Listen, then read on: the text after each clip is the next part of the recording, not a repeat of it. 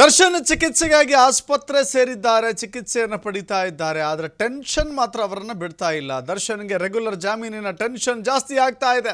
ಹೈಕೋರ್ಟ್ನಲ್ಲಿ regular bale ಅರ್ಜಿ ವಿಚಾರಣೆ ಬಂದಿದೆ ಇವತ್ತು. ದರ್ಶನ್, ಪವಿತ್ರ ಗೌಡ, ದರ್ಶನ್ A2 ಆರೋಪಿ, ಪವಿತ್ರ A1 ಆರೋಪಿ ಸೇರಿದಂತೆ 6 ಆರೋಪಿಗಳ ಜಾಮೀನು ಅರ್ಜಿ ವಿಚಾರಣೆ. ಮಧ್ಯಂತರ ಜಾಮೀನು ಪಡೆದು ಆಸ್ಪತ್ರೆಯಲ್ಲಿದ್ದಾರೆ, ಚಿಕಿತ್ಸೆ ಪಡಿತಾ ಇದ್ದಾರೆ. ಶಸ್ತ್ರಚಿಕಿತ್ಸೆಯ ಬಗ್ಗೆ ಇಲ್ಲಿವರೆಗೂ ಕೂಡ ಮಾಹಿತಿ ಇಲ್ಲ. ದರ್ಶನ್ ಇವತ್ತು ಅಥವಾ ವಾದ ವಿವಾದ ಅಂತ್ಯವಾದ ಬಳಿಕ ದರ್ಶನ್ಗೆ ಕೋರ್ಟ್ ರೆಗ್ಯುಲರ್ ಬೇಲ್ ಏನಾದ್ರು ಕರುಣಿಸುತ್ತಾ? ಇಂಥ ಕುತೂಹಲ ಮುಂದುವರಿತಾ ಇದೆ. ಅವರಿಗೆ ತೀವ್ರತರವಾದಂಥ ಬೆನ್ನು ನೋವಿತ್ತು, ಸ್ಪೈನಲ್ ಕಾರ್ಡ್ನ ಸಮಸ್ಯೆ ಇತ್ತು ಎನ್ನುವ ಕಾರಣಕ್ಕಾಗಿ ಸ್ಪೈನ್ ಸರ್ಜರಿಗೆ ಒಳಗಾಗಬೇಕು ಅಂತ ಹೇಳಿ ವೈದ್ಯರು ವರದಿಯನ್ನು ಕೊಟ್ಟ ನಂತರದಲ್ಲಿ ಅವರು BGS ಆಸ್ಪತ್ರೆಗೆ ದಾಖಲಾಗಿ ಚಿಕಿತ್ಸೆಯನ್ನು ಪಡೆದುಕೊಳ್ತಾ ಇದ್ದಾರೆ. ಸ್ಪೈನ್ ಸಮಸ್ಯೆಗೆ ಸರ್ಜರಿಯೇ ಪರಿಹಾರ ಅಂತ ವೈದ್ಯರು ಹೇಳಿದ್ರಂತೆ. ಬಟ್ ನನಗೆ ಸರ್ಜರಿ ಬೇಡ, ಬೇರೆ ವಿಧಾನದ ಮೂಲಕ ನನಗೆ ಗುಣಪಡಿಸಿ ಅಂತ ದರ್ಶನ್ ಹೇಳ್ಕೊಂಡಿದ್ರಂತೆ. ಬಟ್ ಏನಾಗ್ತಿದೆ ಗೊತ್ತಿಲ್ಲ. ಯಾಕೆಂದರೆ ದರ್ಶನ್ಗೆ ಸೀಮಿತ ಅವಧಿಯ ದಿನಗಳಿಗೆ ಮಾತ್ರ ಬೇಲ್ ಸಿಕ್ಕಿರೋದು. ಈಗ ಮಧ್ಯಂತರ ಜಾಮೀನಿನ ಮಧ್ಯೆ ರೆಗ್ಯುಲರ್ ಬೇಲ್ಗಾಗಿ ಭಾಳ ದೊಡ್ಡ ಪ್ರಯತ್ನ ನಡೀತಾ ಇದೆ. ದರ್ಶನ್ಗೆ ಎಷ್ಟು ದಿನ ಚಿಕಿತ್ಸೆ ನೀಡಬೇಕು ಅನ್ನೋದು ಗೊತ್ತಿಲ್ಲ. ವೈದ್ಯರು ವರದಿಯನ್ನು ಕೊಟ್ಟಿದ್ದಾರೆ, ಅದು ನಮಗೆ ಸಿಕ್ಕಿಲ್ಲ ಅಂತ ಹೇಳಿದ್ದಾರೆ SPP. ದರ್ಶನ್ ಪರ ವಕೀಲರಿಂದ ಮೆಡಿಕಲ್ ರಿಪೋರ್ಟ್ ಸಲ್ಲಿಕೆ ಆಗಿದೆ. ಹೈಕೋರ್ಟ್ ಮತ್ತೊಂದು ವೈದ್ಯಕೀಯ ವರದಿಯನ್ನು ಸಲ್ಲಿಕೆ ಮಾಡಬೇಕು ಅಂತ ಹೇಳಿದೆ. ಹೊಸದಾಗಿ ನೀಡಿರುವಂಥ ವರದಿಯನ್ನು ಪರಿಶೀಲಿಸ್ತಾ ಇದ್ದಾರೆ ಜಡ್ಜ್. ಈಗ ಹೇಳಿಕೆಯಲ್ಲಿ ಮಧ್ಯಂತರ ಜಾಮೀನು ಯಾವ ಕಾರಣದಿಂದ ಸಿಕ್ಕಿತ್ತು ಅಂದರೆ ಅವರಿಗೆ ಸ್ಪೈನ್ನಲ್ಲಿ ಸಮಸ್ಯೆ ಇತ್ತು ಅಂತ ಹೇಳಿ. ಸೊ ಅವರಿಗೆ MRI ಮತ್ತು ಸ್ಕ್ಯಾನಿಂಗನ್ನು ಮಾಡಿಸಿದ ನಂತರದಲ್ಲಿ ಅವರಿಗೆ ಚಿಕಿತ್ಸೆಯ ಜೊತೆಗೆ ಸರ್ಜರಿಯ ಅವಶ್ಯಕತೆ ಇದೆ ಅಂತ ಅಲ್ಲಿನ ವಿಮ್ಸ್ ಆರೋಗ್ಯಾಧಿಕಾರಿಗಳು ಒಂದು ವರದಿಯನ್ನು ಕೊಟ್ಟಿದ್ದರು, ಬಳ್ಳಾರಿಯ ವಿಮ್ಸ್. ಆನಂತರದಲ್ಲಿ ಅವರಿಗೆ ಆಸ್ಪತ್ರೆಗೆ ತಂದು ದಾಖಲು ಮಾಡಲಾಯಿತು. ಮಧ್ಯಂತರ ಜಾಮೀನನ್ನು ಕೂಡ ಕೋರ್ಟ್ ಅವರಿಗೆ ಕರುಣಿಸಿತ್ತು. ಈಗ ಎಷ್ಟು ದಿನ ಚಿಕಿತ್ಸೆ ಏನು ಎತ್ತ ಅನ್ನೋದು ಗೊತ್ತೇ ಇಲ್ಲ ಅಂತ ಸರ್ಕಾರಿ ವಕೀಲರು ಹೇಳ್ತಾ ಇದ್ದಾರೆ. ವೈದ್ಯರು ನೀಡಿದ ವರದಿ ನಮ್ಗೆ ಇಲ್ಲಿವರೆಗೂ ಸಿಕ್ಕಿಲ್ಲ, ಎಷ್ಟು ದಿನ ಚಿಕಿತ್ಸೆ ಬೇಕಾಗುತ್ತೆ ಅನ್ನುವ ಮಾಹಿತಿಯೇ ಇಲ್ಲ.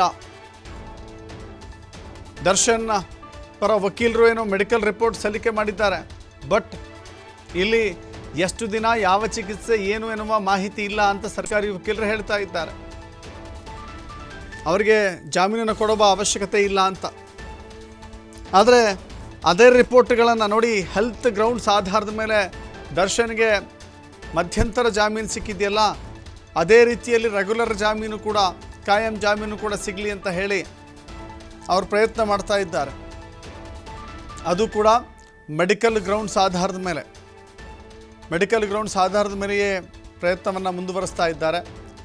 ಜಡ್ಜ್ ಈಗ ದರ್ಶನ್ಗೆ ನೀಡ್ತಾ ಇರುವಂಥ ಚಿಕಿತ್ಸೆ, ದರ್ಶನ್ಗಿರುವಂಥ ಆರೋಗ್ಯ ಸಂಬಂಧಿ ಸಮಸ್ಯೆ, ದರ್ಶನ್ ಪರ ವಕೀಲರು ಸಲ್ಲಿಸಿರುವಂಥ ಎಲ್ಲ ದಾಖಲೆಗಳನ್ನು ಪರಿಶೀಲನೆ ಮಾಡ್ತಾ ಇದ್ದಾರೆ ಘನತೆವೆತ್ತ ನ್ಯಾಯಮೂರ್ತಿಗಳು. ಆನಂತರದಲ್ಲಿ ಯಾವ ತೀರ್ಮಾನವನ್ನು ತೆಗೆದುಕೊಳ್ತಾರೆ ಅನ್ನೋದು ಕೂಡ ನೋಡಬೇಕಾಗಿದೆ. ಹೇಳಿಕೆಯಲ್ಲಿ ಇಡೀ ರಾಜ್ಯವನ್ನು ಗಮನ ಸೆಳೆದಿರುವಂಥ ಪ್ರಕರಣ ಇದು. ದರ್ಶನ್ಗೆ ಜಾಮೀನು ಸಿಗುತ್ತೋ ಇಲ್ವೋ ಅಂತ ಹೇಳಿ ಭಾಳ ಕುತೂಹಲದಿಂದ ಅವರ ಅಭಿಮಾನಿಗಳು ಕಾಯ್ತಾ ಇದ್ದರು. ರಾಜ್ಯದಲ್ಲಿ ಅತಿ ಹೆಚ್ಚು ಅಭಿಮಾನಿಗಳನ್ನು ಹೊಂದಿರುವಂಥ ಸ್ಟಾರ್ ನಟ ಆಗಿದ್ದರು. ಈಗ ಆಗಿದ್ದಾರೆ ಇಲ್ವೋ ಅನ್ನೋದು ಅವರಿಗೆ ಗೊತ್ತು. ಅಷ್ಟು ಅಭಿಮಾನಿಗಳನ್ನು ಉಳಿಸ್ಕೊಂಡಿದ್ದಾರಾ ಇಲ್ವಾ ಅನ್ನೋದು ದರ್ಶನ್ಗೆ ಗೊತ್ತು. ದರ್ಶನ್ ಈಗ ಆಸ್ಪತ್ರೆಯಲ್ಲಿದ್ದಾರೆ, ಚಿಕಿತ್ಸೆಯಲ್ಲಿದ್ದಾರೆ. ಬಟ್ ಈ ಮಧ್ಯೆ ರೆಗ್ಯುಲರ್ ಬೇಲ್ಗಾಗಿ ನಡೀತಾ ಇರುವಂಥ ಟ್ರಯಲ್ಗಳನ್ನು ಕೂಡ ನೀವು ಗಮನಿಸ್ತಾ ಇದ್ದೀರಿ.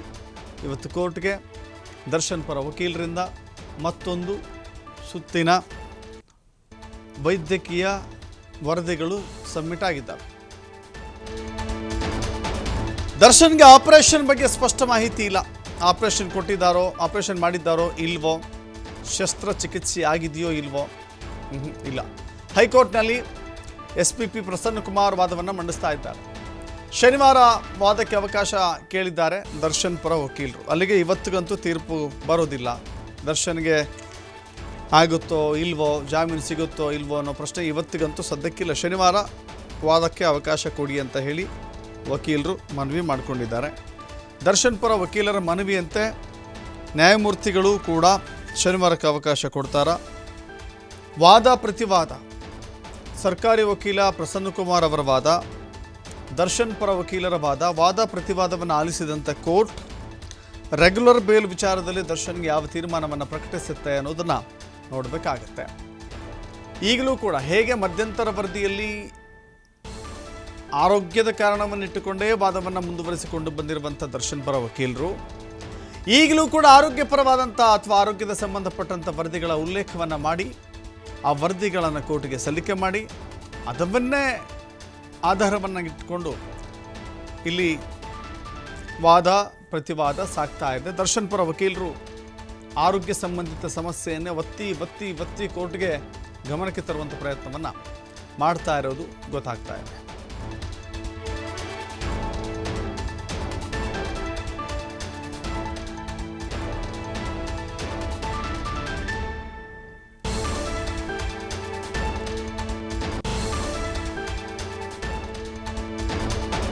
ದರ್ಶನ್ ಪರ ವಕೀಲರು ಅರ್ಜಿ ಸಲ್ಲಿಸಿದ್ರು ಶನಿವಾರ ಅವಕಾಶ ಕೊಡಿ ಅಂತ. ಬಟ್ ವಿಚಾರಣೆಯನ್ನು ಮುಂದೂಡಿಕೆ ಮಾಡಲಾಗಿದೆ. ಈಗ ಶನಿವಾರಕ್ಕೆ ಅವಕಾಶವನ್ನು ಕೊಟ್ಟಿಲ್ಲ, ಬದಲಾಗಿ ನವೆಂಬರ್ 26ಕ್ಕೆ ದರ್ಶನ್ ಅರ್ಜಿಯ ವಿಚಾರಣೆಗೆ ಅವಕಾಶವನ್ನು ಕೊಡಲಾಗಿದೆ. ಶನಿವಾರ ರಜಾ ಇರುವ ಕಾರಣಕ್ಕಾಗಿ ಕೋರ್ಟ್ ಅದಕ್ಕೆ ಅನುಮತಿ ಕೊಟ್ಟಿಲ್ಲ. ಸೋಮವಾರ ಈ ಅರ್ಜಿಯ ವಿಚಾರಣೆ ನಡೆಯುತ್ತೆ. ಸೋಮವಾರವೂ ಕೂಡ ಸರ್ಕಾರಿ ವಕೀಲರು ವಾದವನ್ನು ಮಂಡಿಸ್ತಾರೆ, ಜೊತೆಗೆ ದರ್ಶನ್ ಪರ ವಕೀಲರು ಕೂಡ ವಾದವನ್ನು ಮಂಡಿಸ್ತಾರೆ. ವಾದ ಪ್ರತಿವಾದವನ್ನು ಆಲಿಸಿದಂಥ ಕೋರ್ಟ್ ಕೊಡುವಂಥ ತೀರ್ಮಾನ ಏನಾಗಿರುತ್ತೆ ಅದು ಬಹಳ ಕುತೂಹಲದಲ್ಲಿದೆ.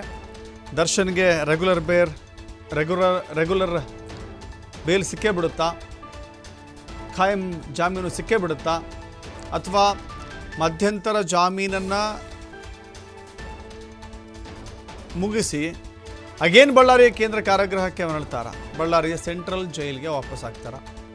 ಇದೆಲ್ಲವೂ ಕೂಡ ನೋಡಬೇಕಾಗಿದೆ. ಬಟ್ ಇದೆಲ್ಲ ಸದ್ಯಕ್ಕೆ ಮುಗಿಯುವಂಥ ಮಾತುಗಳಲ್ಲ. ಯಾಕಂತ ಹೇಳಿದ್ರೆ ವಾದ ಪ್ರತಿವಾದ ಆಲಿಸಬೇಕು, ಆರೋಗ್ಯ ಸಂಬಂಧಿತ ಸಮಸ್ಯೆಗಳಲ್ಲಿ ಗುಣಮುಖರಾಗಿದ್ದಾರೋ ಇಲ್ವೋ ಗಮನಿಸಬೇಕು, ದರ್ಶನ್ನ ಚಿಕಿತ್ಸೆ ವಿಚಾರದಲ್ಲಿ ಏನು ಪ್ರಗತಿ ಇದೆ ಅನ್ನೋದನ್ನು ಕೂಡ ನೋಡಬೇಕಾಗತ್ತೆ. ಸೊ ಪ್ರತಿಯೊಂದನ್ನು ಕೂಡ ಕೋರ್ಟಿಗೆ ಅವರು ಸಲ್ಲಿಸಬೇಕಾಗತ್ತೆ. ಆ ಸಲ್ಲಿಸಿದ ನಂತರದಲ್ಲಿ ಕೋರ್ಟ್ ಇದನ್ನು ಯಾವ ರೀತಿ ಪರಿಗಣಿಸುತ್ತೆ ಅಂತ ನೋಡಬೇಕಾಗುತ್ತೆ.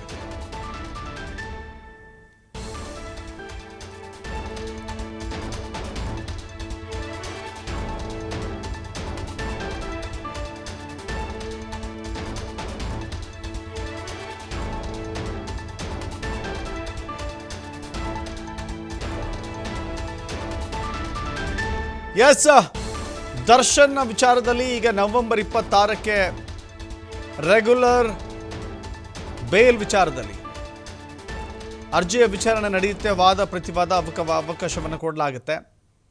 ಆನಂತರದಲ್ಲಿ ನೋಡಿ, ಮಧ್ಯಂತರ ಜಾಮೀನನ್ನು ಪಡೆದುಕೊಂಡಿರುವಂಥ ದರ್ಶನ್ನ ಸೀಮಿತ ಅವಧಿಯವರೆಗೆ ಮಾತ್ರ ಆಸ್ಪತ್ರೆಯಲ್ಲಿ ಇರುವಂಥ ಅವಕಾಶ ಇದೆ. ಕೋರ್ಟ್ ನೀಡಿರುವಂಥ ದಿನಗಳಿಗಷ್ಟೇ ಅವರಿಗೆ ಅವಕಾಶ ಇದೆ. ಆನಂತರದಲ್ಲಿ ಮತ್ತೆ ಜೈಲಿಗೆ ಮರಳಬೇಕಾಗತ್ತೆ.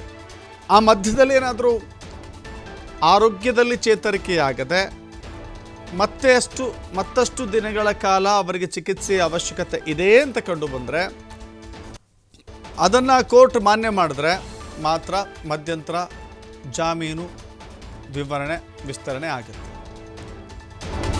ಮಧ್ಯಂತರ ಜಾಮೀನಿಗೆ ಆಕ್ಷೇಪವನ್ನು ವ್ಯಕ್ತಪಡಿಸಿದ್ದಾರೆ SPP. ಅಬ್ಜೆಕ್ಟ್ ಮಾಡಿದ್ದಾರೆ. ಮಧ್ಯಂತರ ಜಾಮೀನಿಗೆ ಅಬ್ಜೆಕ್ಷನ್ ಸಲ್ಲಿಸಿದ್ದಾರೆ. ನಮಗೆ ದರ್ಶನ್ ಆರೋಗ್ಯ ಸ್ಥಿತಿಗತಿ ಹೆಂಗಿದೆ ಅಂತ ಗೊತ್ತಾಗ್ತಾ ಇಲ್ಲ, ಇದುವರೆಗೂ ದರ್ಶನ್ಗೆ ಆಪರೇಷನ್ ಕೂಡ ಆಗಿಲ್ಲ ಅಂತ ಹೇಳಿದ್ದಾರೆ. ದರ್ಶನ್ಗೆ ಶಸ್ತ್ರಚಿಕಿತ್ಸೆ ಸರ್ಜರಿಗೆ ಒಳಗಾಗಿಲ್ಲ. ಅವರು ಕೇವಲ ಫಿಸಿಯೋಥೆರಪಿ ಅಂತ ಕೆಲವಷ್ಟು ಉಪಕ್ರಮಗಳನ್ನಷ್ಟೇ ಅಲ್ಲಿ ಮಾಡಿಸಲಾಗ್ತಾ ಇದೆ. ಸೊ ಹೀಗಾಗಿ ದರ್ಶನ್ಗೆ ಮಧ್ಯಂತರ ಜಾಮೀನಿನ ಅವಶ್ಯಕತೆ ಬೇಡ ಅಂತ, ಅದನ್ನು ರದ್ದು ಮಾಡಬೇಕು ಅಂತ ಹೇಳಿ SPP ಪ್ರಸನ್ನಕುಮಾರ್ ವಾದವನ್ನು ಮಂಡಿಸ್ತಾ ಇದ್ದಾರೆ. ಪ್ರಸನ್ನಕುಮಾರ್ ಹೇಳ್ತಾ ಇದ್ದಾರೆ ಇಲ್ಲಿ, ಹೌದಪ್ಪ, ದರ್ಶನ್ನ ಜಾಮೀನು ಯಾಕೆ ಸಿಕ್ತು, ಕೋರ್ಟ್ ಮಧ್ಯಂತರ ಆದೇಶವನ್ನು ಕೊಟ್ಟಿರುವ ಕಾರಣವೇನು? ಅವರಿಗೆ ಚಿಕಿತ್ಸೆ ಆಗಬೇಕು ಅಂತ. ಯಾವ ಚಿಕಿತ್ಸೆ ಆಗಬೇಕು? ವೈದ್ಯರು ಹೇಳಿರುವ ಪ್ರಕಾರ ಅವರಿಗೆ ಸರ್ಜರಿ ಆಗಬೇಕು, ಸ್ಪೈನ್ ಸರ್ಜರಿ ಆಗಬೇಕು. ಸ್ಪೈನ್ ಸರ್ಜರಿಗೆ ಒಳಗಾದ್ರ ಅವರು?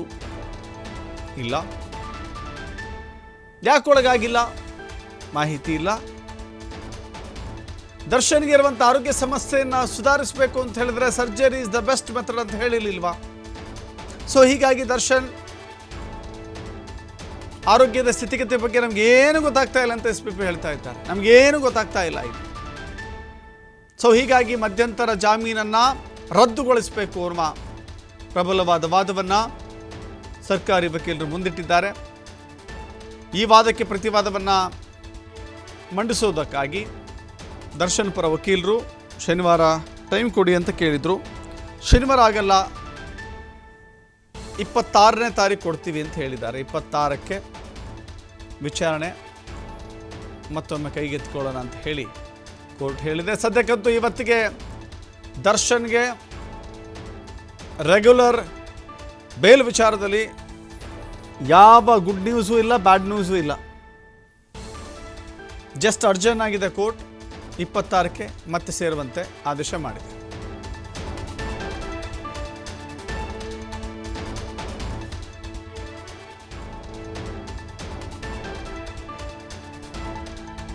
ಬಳ್ಳಾರಿಯ ಸೆಂಟ್ರಲ್ ಜೈಲಿನಲ್ಲಿದ್ದಂಥ ದರ್ಶನ್ಗೆ ವಿಪರೀತವಾಗಿ ಬೆನ್ನು ನೋವು ಕಾಣಿಸಿಕೊಂಡಿದ್ದು ಹೌದು.